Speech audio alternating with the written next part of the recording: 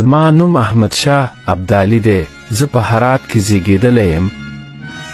د هوتکي حکومت له نسکورېدو وروسته نادر شاه افشار ځان د خراسان پاچا اعلان کړ او د خراسان د حکومت له پاکولو وروسته کندهار ته ولاړ او د شاه حسین هوتکي واکمني پای ته ورسوله.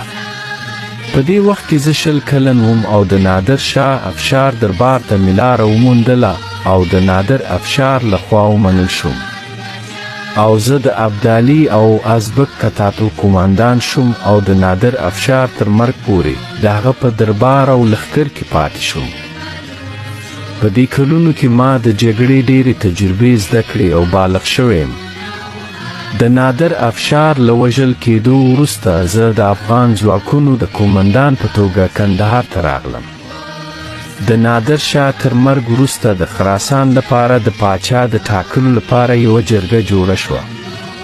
له ډېرو جنجالونو وروسته بالاخره د صابر په 9 نیټه شاه کابل زه د پاچا په توګه وټاکم او د قومونو مشرانو له ما سره بیعت وکړ. په لومړي ګام کې مې د هېواد ولایتونه مرکزي حکومت ته وسپارل او یو پیاوړی خپلواک حکومت مې جوړ کړ. د خپلې 25 کلنې واکمنۍ په موده کې مې د هېواد ختیځ او لویدیځ ته څو ځله سفرونه وکړل او څو ځله مې پر هند برید وکړ. او په هند کې زما تر ټولو مشهور جنګونه د پانی پت جګړه وه چیرې چې ما د سحک او مارت ځواکونه مات کړل او ډیلي مې ونیوله. ما د خپل ژوند ټولې پیښې په فارسي ژبه د سفرنامې په نوم کتاب کې لیکلي دي. زه په 50 کلنۍ کې د ورپېښې ناروغۍ له امله مړ شوم.